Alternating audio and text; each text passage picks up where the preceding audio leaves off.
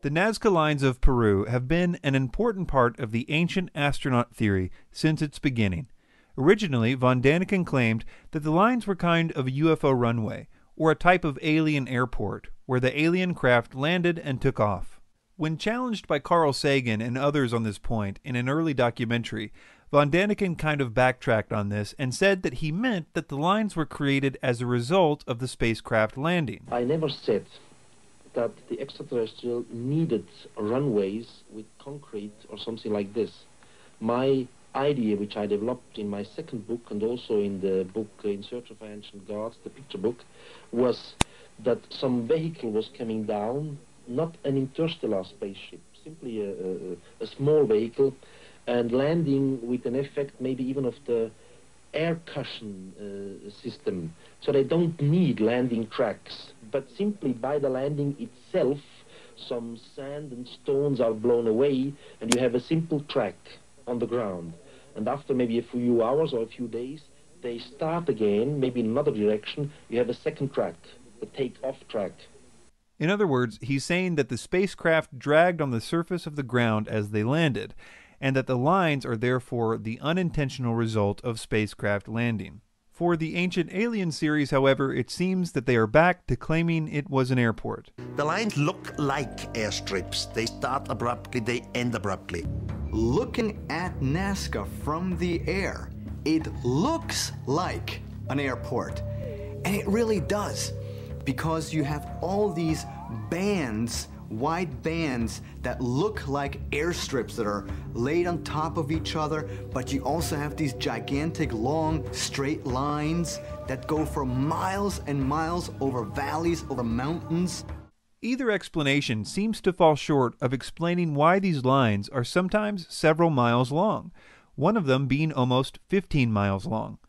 It would be a pretty inefficient spacecraft if it took 15 miles for it to take off, or, in the alternate explanation, if it needed to drag on the ground for 15 miles before it stopped. We will look more into this later.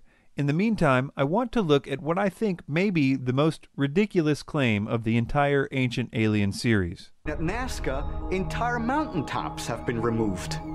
I mean, this all requires machining.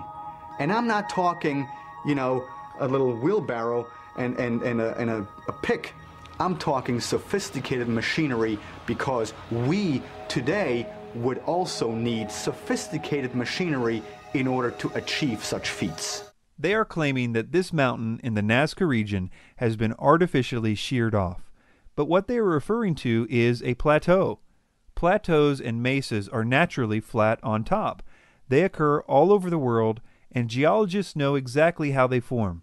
In light of that, it makes them spending so much time on this point kind of funny. There the mountain's cap runs up from both sides. Here it is flat. This is absolutely incredible. This is one of the most craziest pictures I made about Nazca. The crazy thing is, the rubble, the remains of that summit or that mountaintop, gone. It's nowhere. It's not in the valley down below. It's nowhere in the region. What happened to it? Okay, moving on to the lines. Nazca doesn't just have straight lines. There are also several images of animals, such as monkeys, spiders, fish, jaguars, llamas, lizards, and dogs. Contrary to what Ancient Alien says, the way that they were made is very well known. In fact, it's ridiculously simple. They simply moved the reddish-brown iron oxide-covered pebbles that cover the surface of the Nazca Desert out of the way. When the gravel is moved, the layer underneath is exposed, which is much lighter, and the contrast of the two colors creates the Nazca line. If you were in the Nazca Desert, you could create a Nazca line by running your finger over the surface of the ground. It would probably stay there for hundreds of years, too, because the Nazca Desert is one of the driest places in the world, and it almost never receives rain. If it did, the lines would have been washed away long ago because they are so superficial. Well, if these lines aren't an alien airport, what are they? What is known are the basic beliefs about religion in the ancient Nazca culture. Likely related to the arid and extreme nature of their environment, Nazca religious beliefs were centered around agriculture and fertility. Much of the Nazca art depicts powerful nature gods, such as the mythical killer whale, the harvesters, and the mythical spotted cat, etc. Essentially, they worshipped gods represented by animals, which they thought controlled things like water and crops. I might add that they were super serious about this too. So serious that they decapitated lots and lots of humans in order to appease these nature gods. I think it's fair to say that the Nazca people were obsessed with beheadings. On their pottery, it depicts crops growing from severed heads, and there are other things too that show the connections that they believed severed heads had to good crops. All that to say that these people were dead serious about farming, and if you're serious about farming, you must also be serious about water. And if you are farming in the desert, then it's off the charts how serious about water you would be.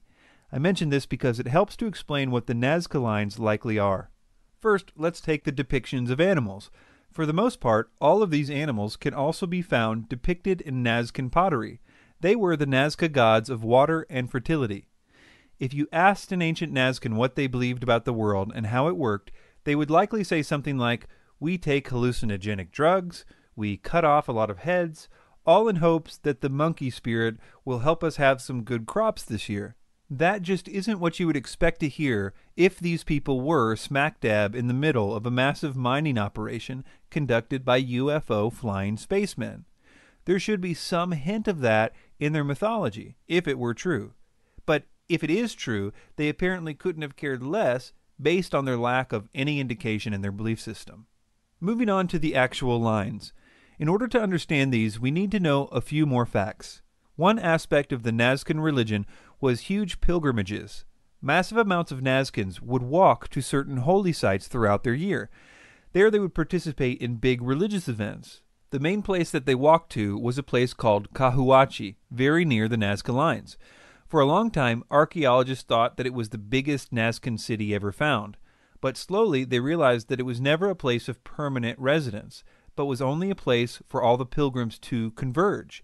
And what they did after they all walked there was, well, do some more walking. These walks are called processions when they are in a religious context. In the Nazcan culture, everyone got together and walked on these specific paths. The idea was that by getting everyone together and doing these rituals, they could appease these water gods. And even when the straight lines were not directly above underground water reservoirs, they were leading to mountains and other sites which were associated with the water gods, where the people would then worship those gods. So, in conclusion, the mountains weren't shaved off, the idea that it was an airport makes no logical sense, and the symbols and rituals which were a huge part of the Nazcan culture more than explain the so-called Nazca lines.